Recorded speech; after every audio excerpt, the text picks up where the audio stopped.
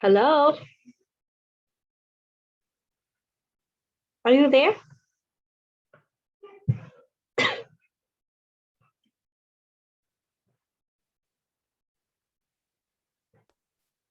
Okay, so how are you today?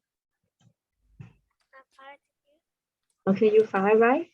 And let me know how's the weather in your country today. How's the weather like? Yes. No, it's cold. What? It's cold. No? Okay, so what did you do today? I stay at home and don't attend class. Mm. Okay. This line. Let me see.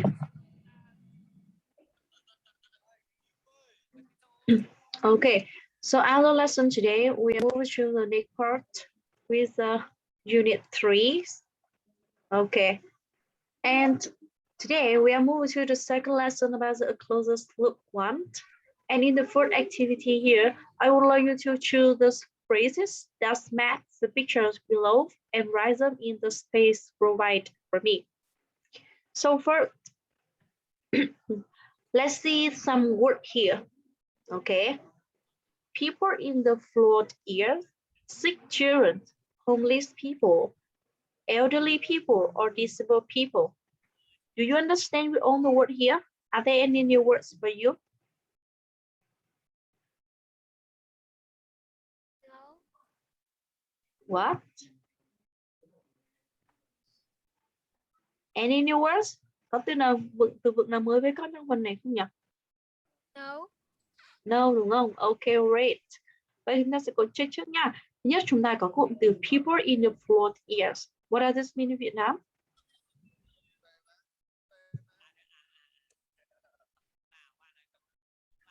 What does this mean? People in the flood years. In flood air. Những người ở đâu nhỉ? Những người ở vùng gì đây nhỉ? Flood. Vùng lũ lụt. Right? Okay, những người ở vùng lũ lụt này. The second one, sick children. You know sick children, what does this mean? Long? Sick children. Người ốm ạ. Okay, trẻ em bị bệnh, đúng không? It's children. Next, homeless people. Người không có nhà. Đúng rồi, gọi hay gọi là người vô gia cư đúng không? Okay, elderly people.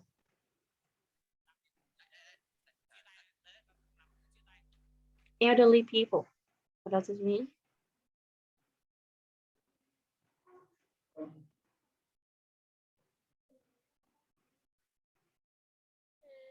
Người già.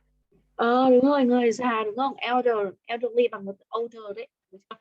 Rồi, và cuối cùng chúng ta có disabled people. Những người gì nhỉ? Những người khuyết tật. Được chưa? Người khuyết tật. Ok, vậy thì với một số bức tranh gợi ý ở đây, nhiệm vụ của con sẽ match các từ vựng với các bức tranh tương ứng nội dung của cô. Ok, so let's see in picture 1 here. Tell me, write them in the space provided here. Picture number 1, what this?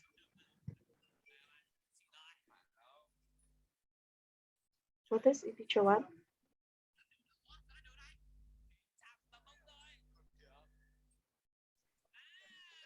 Which word do you choose in and put in number 1?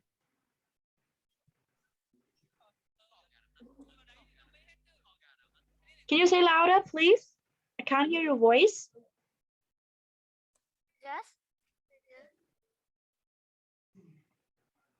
So, which would you put in number 1 here?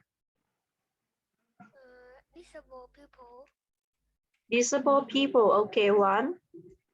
What about picture number 2? What is?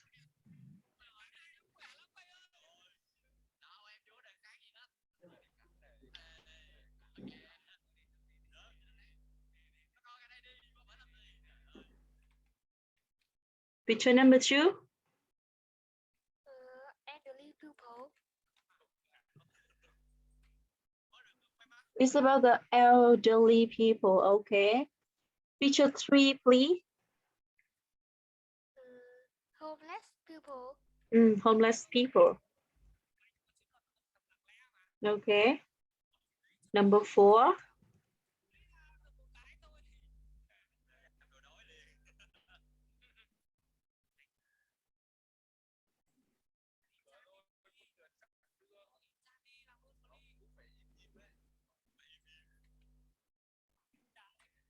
Number 4. What's in number 4?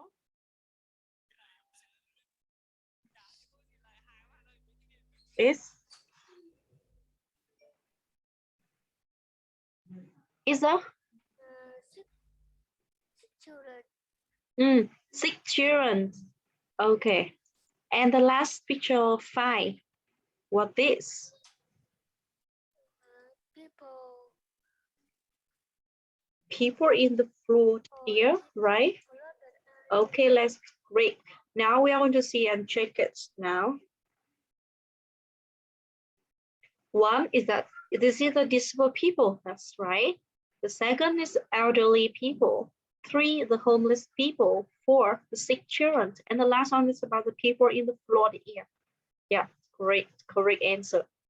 Okay, so now let's continue with the next part here. We are going to describe the people above. Student guesses which people teacher are talking about.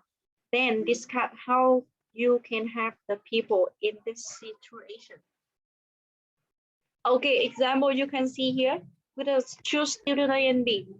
Okay, let's see. A, they are not feeling well. They can't go and play outside. They have to stay in the hospital all day. Are they sick children? Yeah. How do you think we can help them? We can donate some toys and we can go to visit them. Okay. So with the example here, you understand about that? Yes. Yes, right. Okay. Vậy thì bằng cách chúng ta sử dụng các cái cụm từ này chúng ta vừa làm ở bài tập trước. Bây giờ chúng ta sẽ cùng thảo luận này. Được chưa nhỉ? Thảo luận về cái bức tranh đó. Xem mà chúng ta có thể giúp những cái người đó như thế nào trong những cái tình huống đó. Ví dụ như đây là sick children này. Được chưa nhỉ? Vậy thì quay lại một chút nè. What about the homeless people? How can we have the homeless people?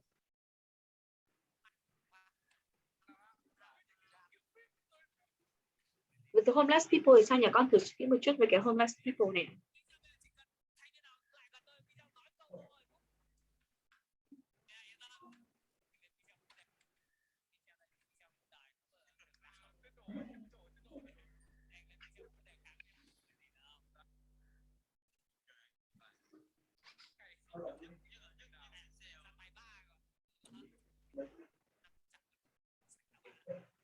What do you think about that? Homeless people, how can we help to the homeless people?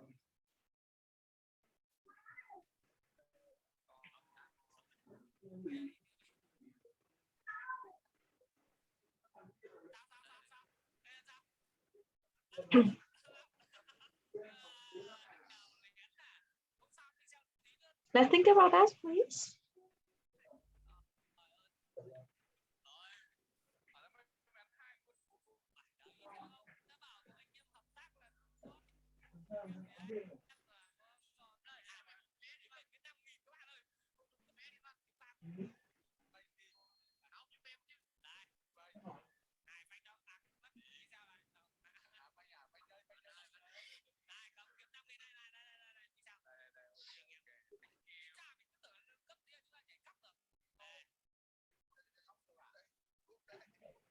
You have an answer?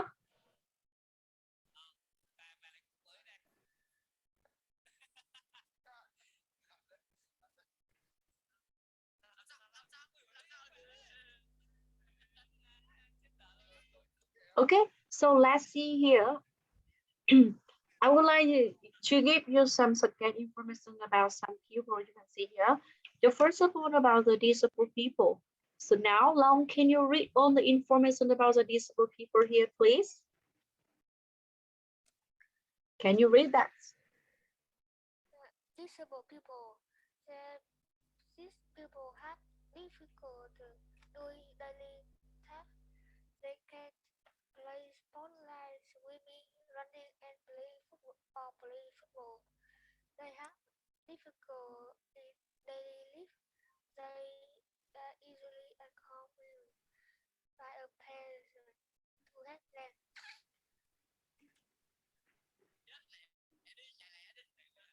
Okay. So do you understand with all the information here? Let's see what it's Yes, about.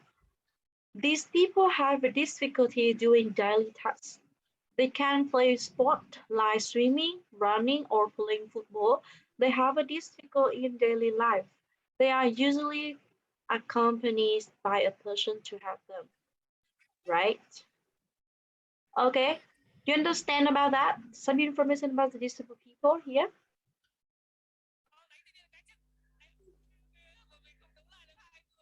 You understand? Now, Nathan, let's see number two about the elderly people. They are old. They are no longer young.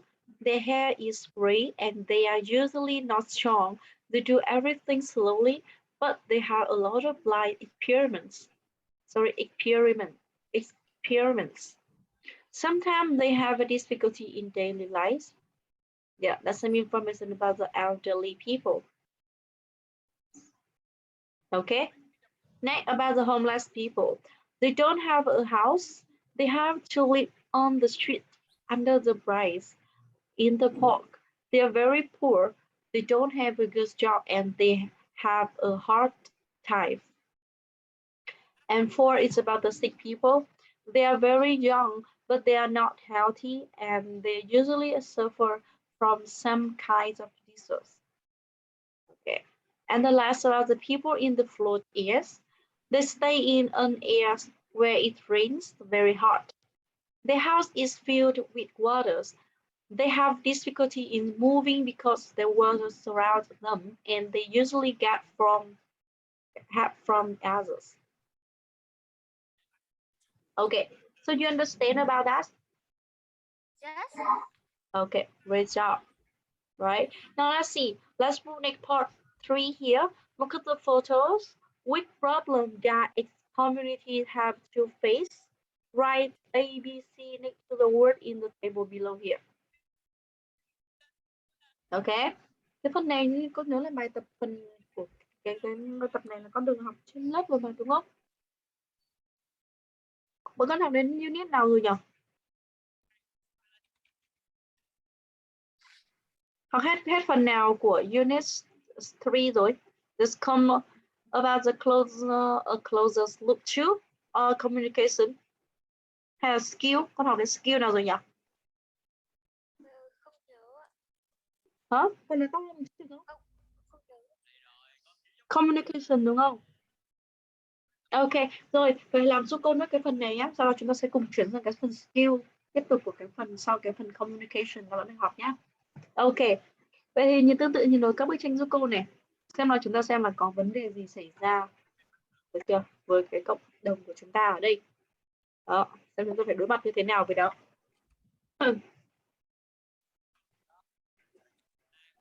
Okay, Yes. so the first picture is what can you see here?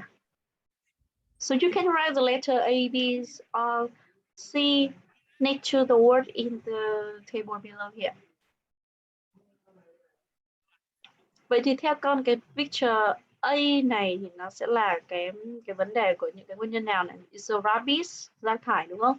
Traffic jams, the too many advertisements, dirty beaches, no trees or graffiti. Theo con thì nó là cái nguyên nhân của cái nào đây nhỉ?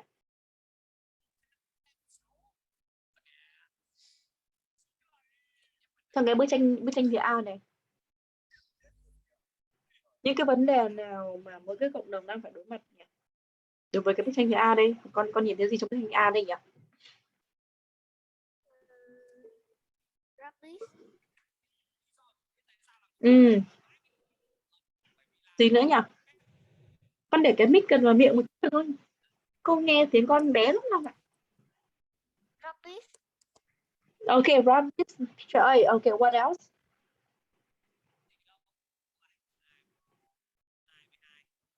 Anything else?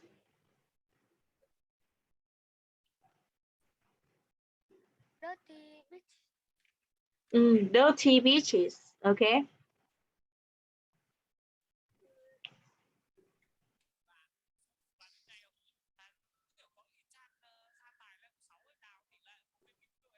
Anything else?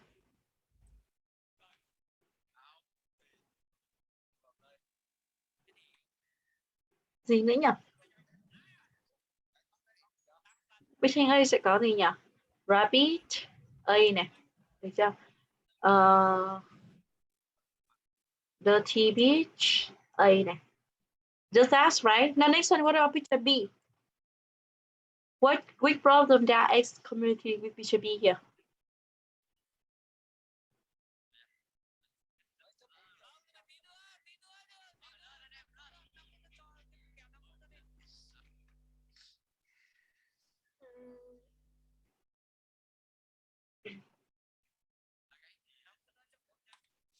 What do you think?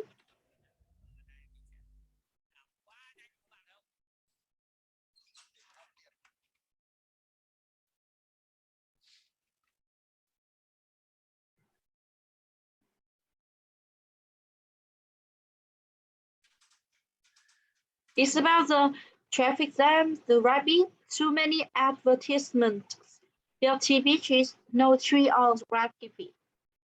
Graffiti. Graffiti. Graffiti. Okay. What else? Anything else?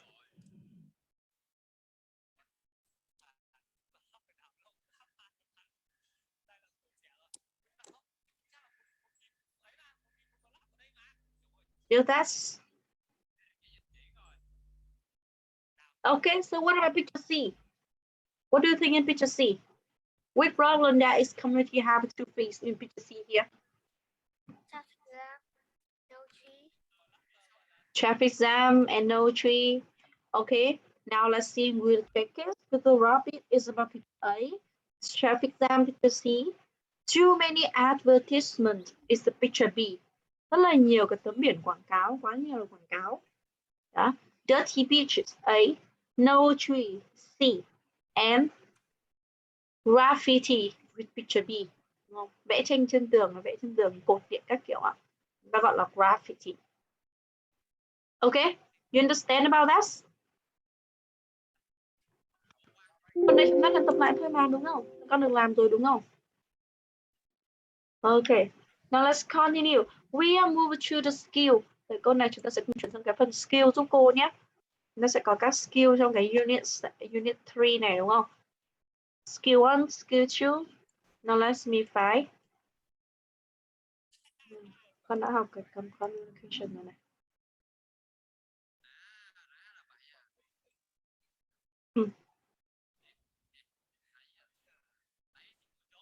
Here, we are moving to practice with the skill 1 here, about the reading skill. And the first exercise, I would like you to read the text about volunteer work in the United States. And then we are going to answer some questions related to that text. Okay? Now, first of all, Long, can you read all the information about the volunteer work in the United States here, please? I would like you to read and understand more information about its work. After we are going to answer some questions. Okay? Yes. In the United States, almost everyone at a time or another has been a volunteer. According to U.S. government statistics, about the one-fifth of the American population does volunteer work.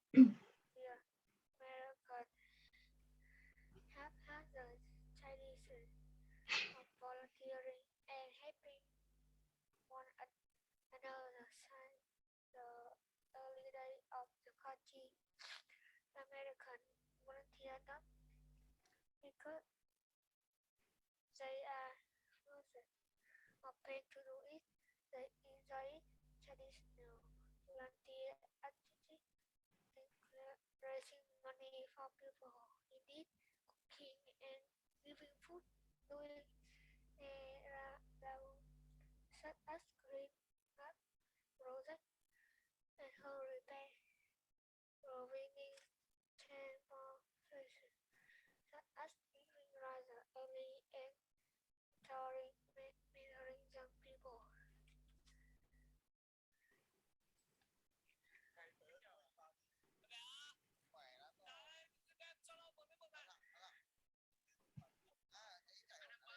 Okay, so do you understand with all the information here? Yes. Okay, sao tiếng của con bé nhỉ? Now let's see, I will read it again and you have to change pronunciation in a word here, okay? In the United States, almost everyone at one time or another has been a volunteer. According to US government statistics, about 1/5 of the American population does volunteer work each year. American has had the tradition of volunteering and helping one another since the early days of the country. Americans volunteer not because they are forced or paid to do it. They enjoy it.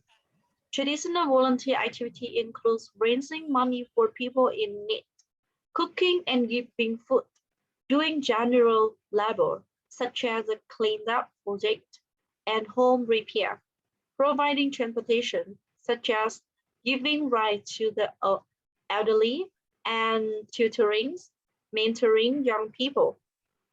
Vậy đây chúng ta cùng hiểu một chút thông tin về cái đoạn này nhé. Ở Mỹ này, được chưa nhỉ? Hầu hết mọi người đã từng có lúc là một tình nguyện viên, và hầu hết tất cả mọi người ở Mỹ đều tham gia làm vào tình nguyện viên giúp đỡ mọi người.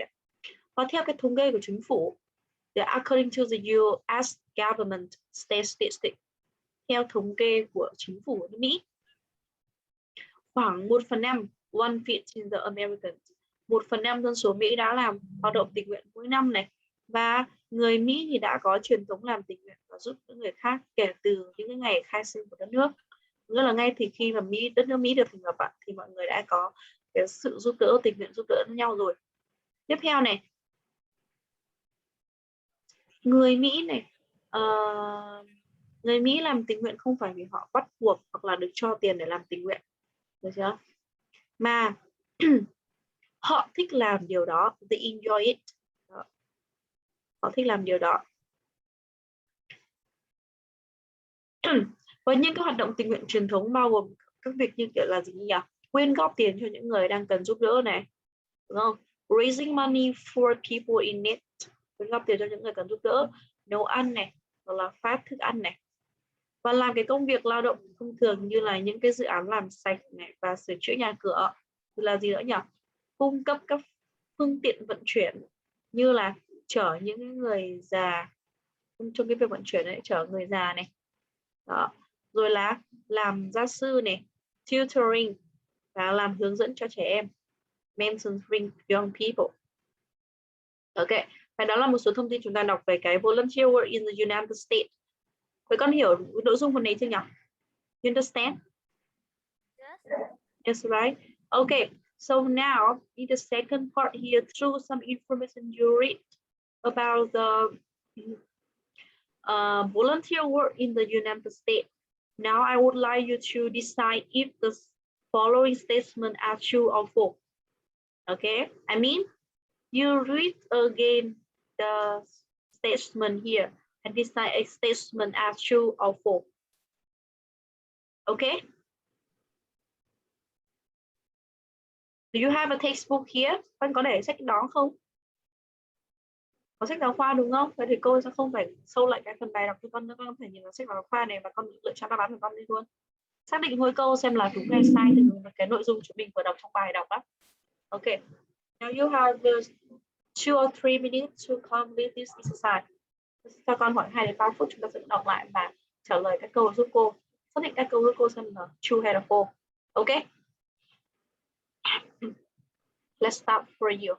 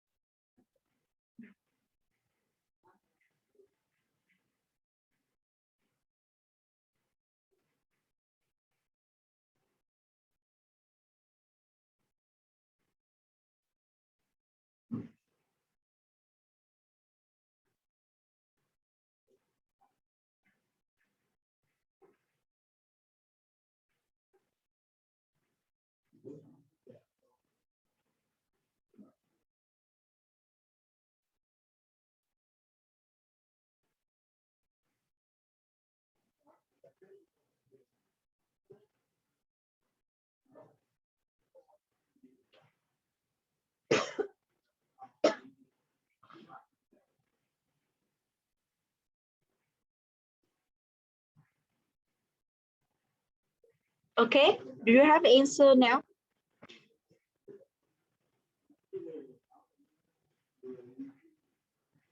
You have answer? Con có đáp án chưa Long? Chưa. Okay, so read quickly, please.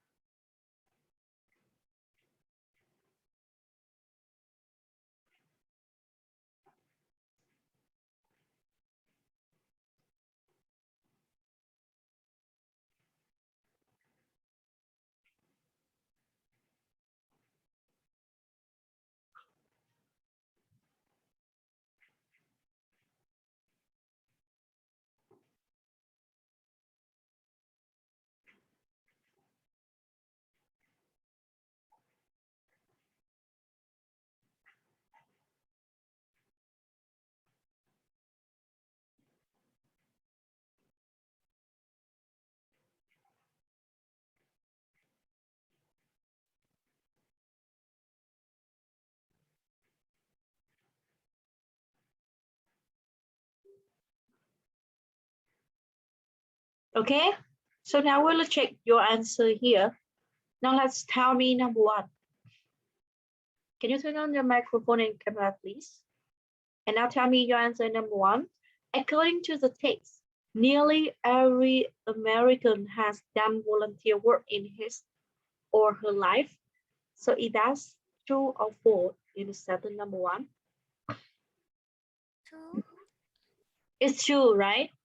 Okay. Next, number two. Every year, almost 1 in 5 Americans work as a volunteer. Hàng năm thì 1/5 người Mỹ, dân Mỹ thì đều làm tình nguyện viên. Is that true or false? True. What? True. Two. Okay. 1, 2, 2, 2. 3. Americans have been volunteering for less than 50 years.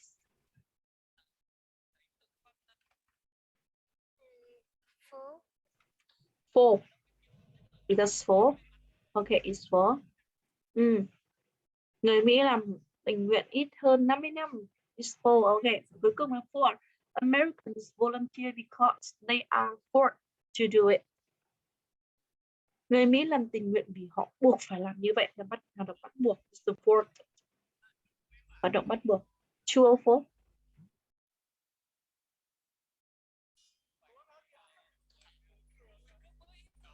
Là true or false?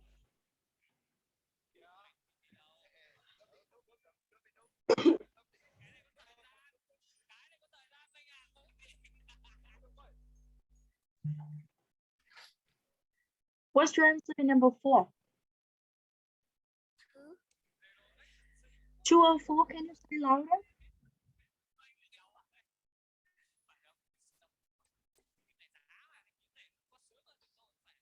Nói con nhà tôi một chút được không?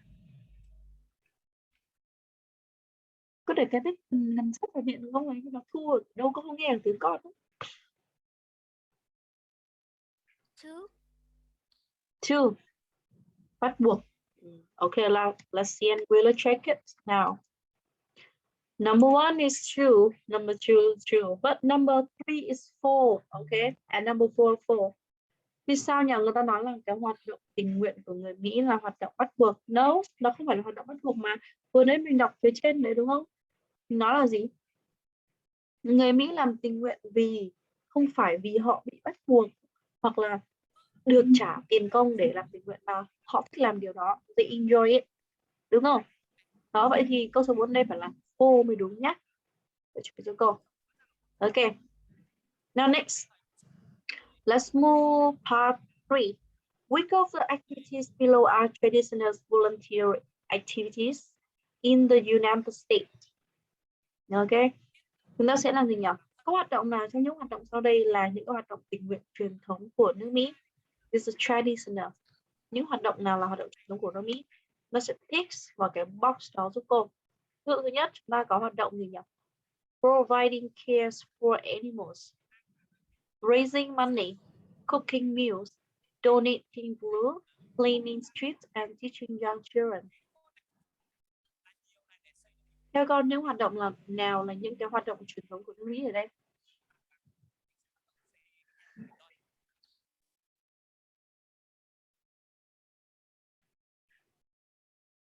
What do you think about that?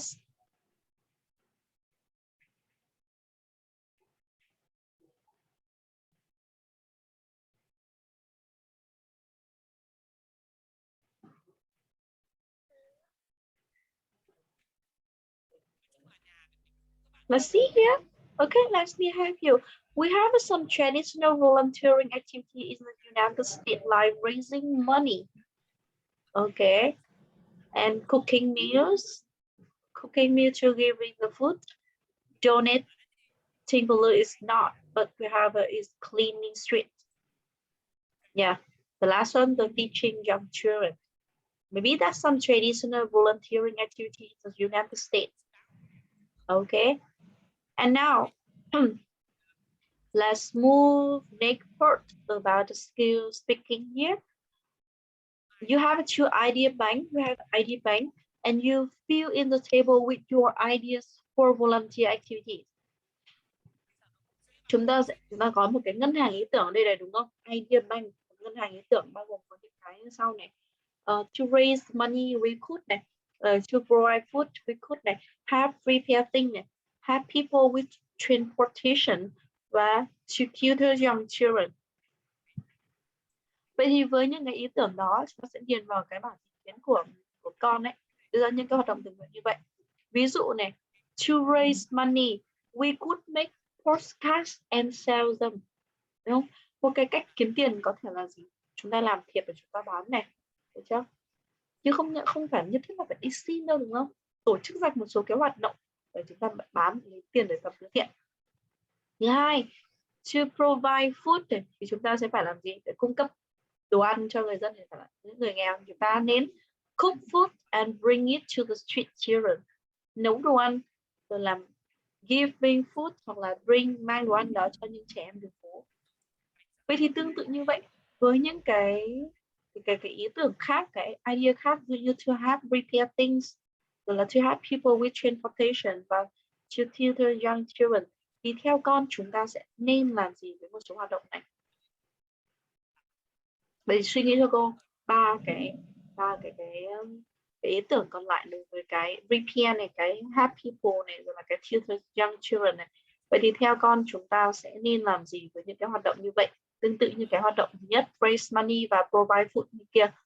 Ok, so let's give you 2 minutes to think about that. Nhất, to have repair thing là gì nhỉ? Để giúp đỡ tu sửa, chỉnh sửa, sửa chữa lại đồ vật hay những thứ gì đó này, rồi giúp mọi người về cái phương tiện di chuyển này, rồi làm trợ giảng, giúp đỡ dạy trẻ nhỏ này. Đó, thì theo con những hoạt động đấy chúng ta nên làm gì với những hoạt động đó? Chị suy nghĩ và trả lời giúp cô. Ok.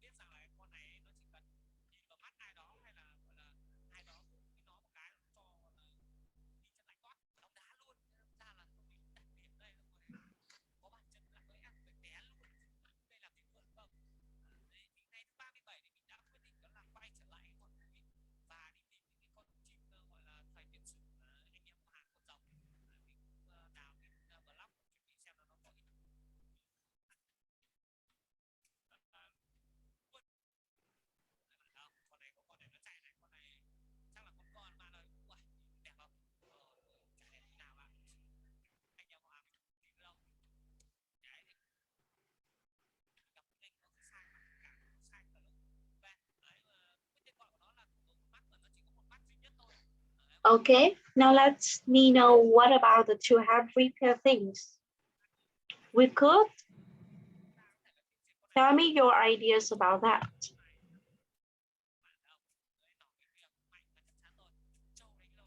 Với một số cái tu sửa lại một số đồ vật thì theo con chúng ta có thể sửa những cái đồ vật gì nhỉ?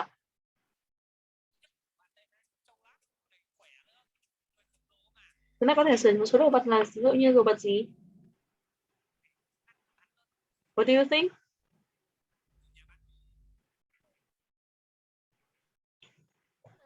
Donate.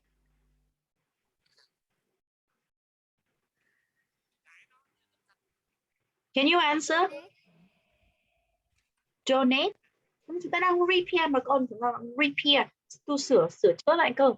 Nó chưa donate vội nào. Thì repair, sửa chữa lại theo con, nó có thể sửa chữa một số cái đồ dùng vật liệu gì nhỉ?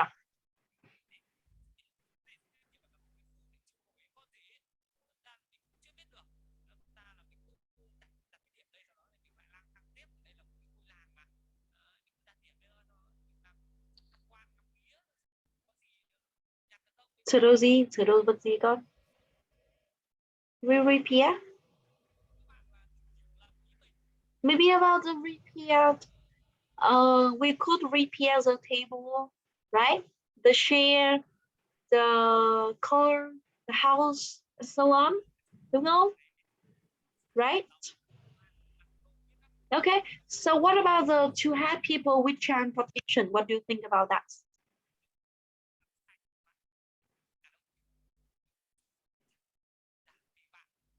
Vậy thì với những cái phương tiện đi lại thì sao nhỉ? Cái cách vận chuyển thì sao? Chúng ta sẽ giúp ai nhỉ? We could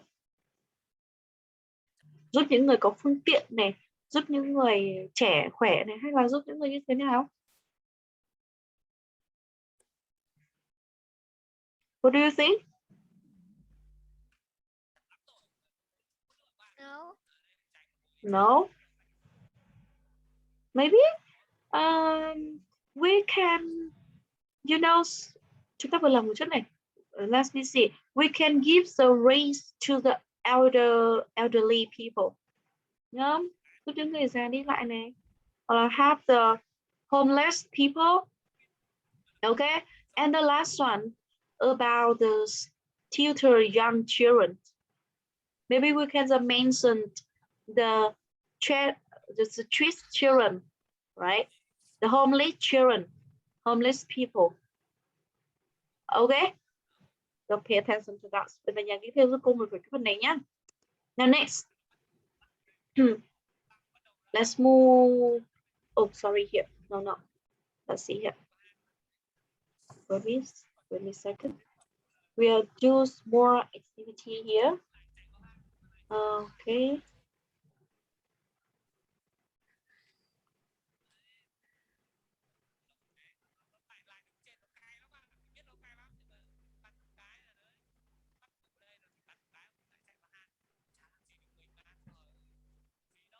I would like you to do one more exercise about the skill 2.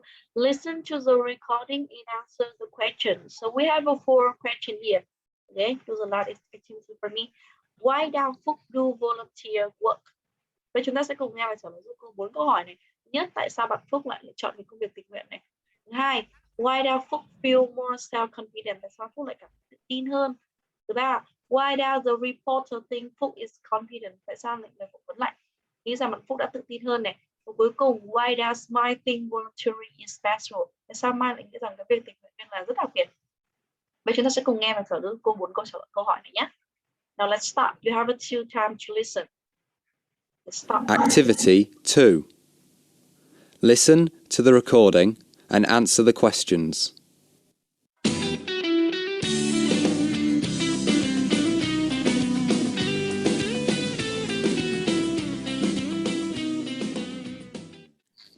So, Phúc, why do you volunteer?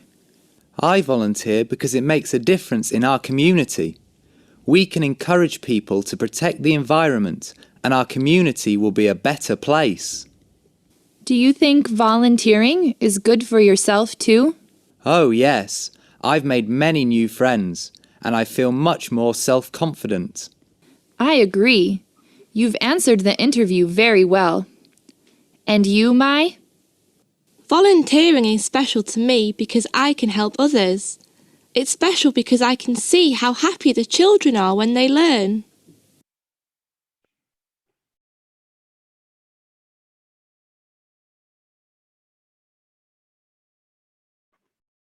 Okay, listen again one more time. Activity 2. Listen to the recording and answer the questions.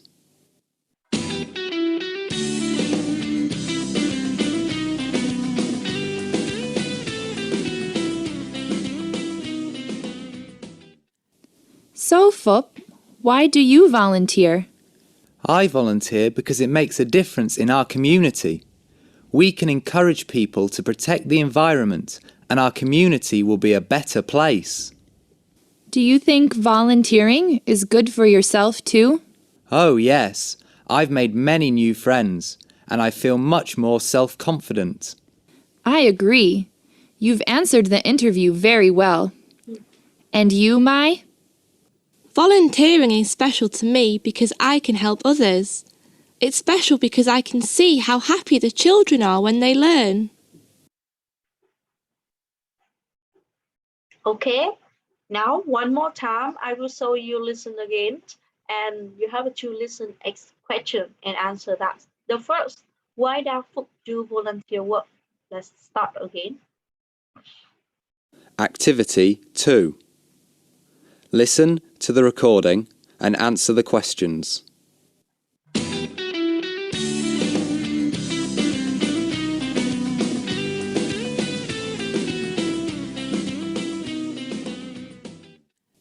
So, Phúc, why do you volunteer? I volunteer because it makes a difference in our community. We can encourage people to protect the environment. So the question number one, tell me, why does Phúc do volunteer work? You have the answer? Why?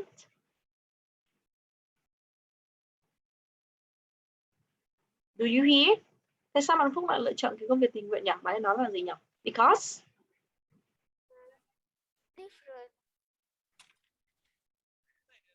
can you say again? Because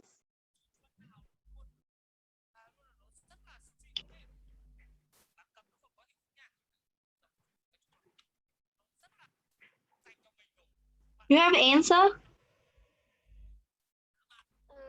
Different. And our community will Okay. be a better place. Because he thinks it make a difference in the community. Okay, right. Sự khác biệt của cộng đồng đúng không? Number two, why does Phúc feel more self-confident? Let's listen. Do you think volunteering is good for yourself too? Oh yes, I've made many new friends and I feel much more self-confident. I agree. You've answered the interview very well. So why does Phúc feel more self-confident? Why? New friend. We need new friend. Because, right? Phúc feel more confident because he has made many new friends. Anh ta có thể kết bạn với nhiều người bạn mới đúng không? Yeah, okay.